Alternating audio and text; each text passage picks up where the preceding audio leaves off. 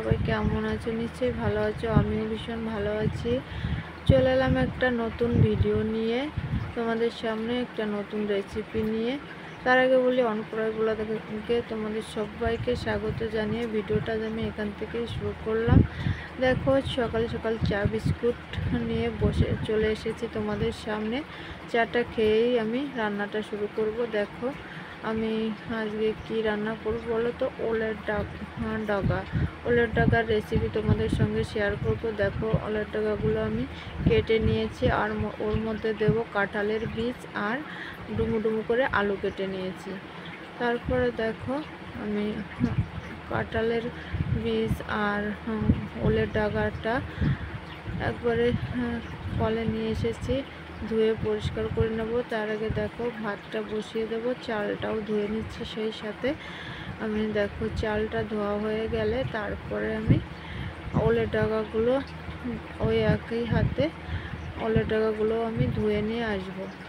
দেখো, চালটা আমার ধোয়া হয়ে গেছে। এখন ওলের ডাগাগুলো আমি ধুয়ে নিয়ে চলে এসেছি। দেখো, তারপর দেখো, আমি রান্না করতে বসে গেছি। উনানটা ধরিয়ে নেব আগেই।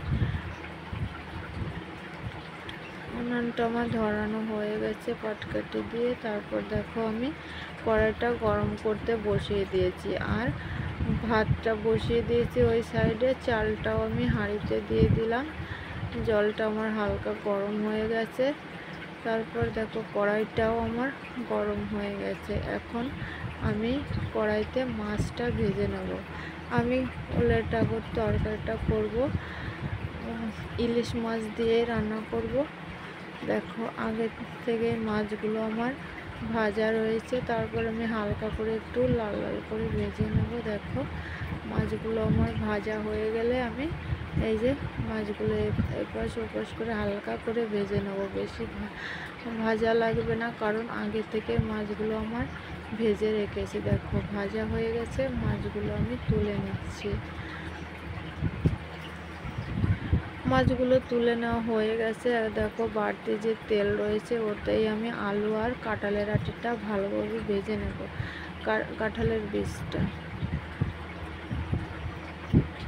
দেখো, কাঁঠালের বীজ আর আলু আমি একসঙ্গে ভেজে নেব। তার জন্য পরিমাণ মতো লবণ হলুদ দিয়ে আমি একটু ঢাকা দিয়ে আলু আর কাঁঠালের বীজটা ভালোভাবে ভেজে নেব নেড়ে চেড়ে। তারপরে ফিরে আসছি কিছুক্ষণ পর। দেখো, কাঁঠালের আটি আর আলুটা আমার ভাজা ভাজা হয়ে গেছে। এখন আমি এর মধ্যে দিয়ে দেব ওলের ডাগা, কেটে রাখা ওলের ডাগা। এটাও আমি একটু ভালোভাবে কিছুক্ষণ ভেজে নেব। আর কালারের জন্য দিয়ে দিলাম একটু হলুদ গুঁড়ো দিয়ে আমি ভালোভাবে নেড়ে চেড়ে একটু ঢেকে দিয়েছি। ভাজা হতে হতে আমি লঙ্কাটা বেটে নেব। দেখো, কাঁচা পাকা লঙ্কা আমি মিক্সড করে শিলে বেটে নিচ্ছি।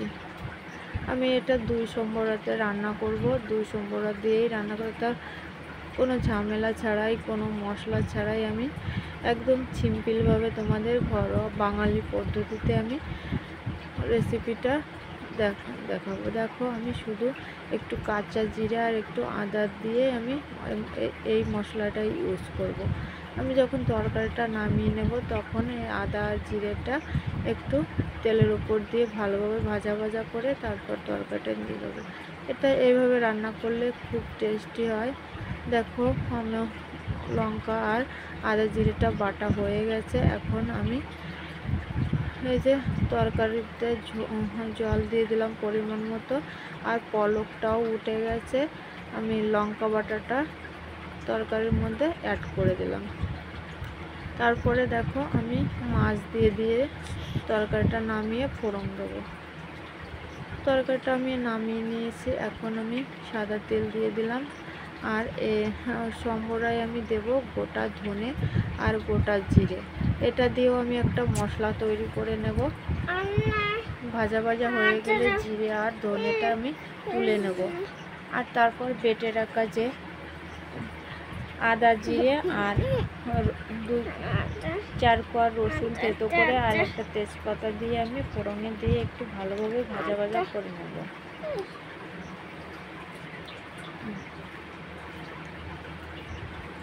দেখো, মশলাটা আমার ভাজা ভাজা হয়ে গেছে। এখন তরকারিটা আমি ঢেলে দিলাম। দেখো কত সুন্দর। এটা একবার হলে বাসায় এইভাবে ট্রাই করে তোমরা দেখতে পারো, ভীষণ টেস্টি হয় খেতে। তরকারিটা ভীষণই লোভনীয় একটা রেসিপি, তোমরা ফলো করবে, দেখবে এইভাবে রান্না করবে, খুব টেস্টি হয়। দেখো আমি ধনে আর জিরেটা ভেজে রেখে যে মশলাটা করেছি ওটাও আমি এর মধ্যে অ্যাড করে দিলাম। আর ওটা দেওয়ার পর একটু গরম মশলার গুঁড়ো ছড়িয়ে দিয়ে আমি তরকারিটা নামিয়ে নেব। তার আগেই আমি লবণটা চেক করে নিয়েছি, লবণটা ঠিকঠাকই হয়েছে। দেখো ওলের ডাগর তরকারিটা আমার রেডি হয়ে গেছে। ভিডিওটা ভালো লাগলে লাইক শেয়ার কমেন্ট করে পাশে থেকেও। নতুন ভিডিও দেখতে হলে সাবস্ক্রাইব করে পাশে থেকো।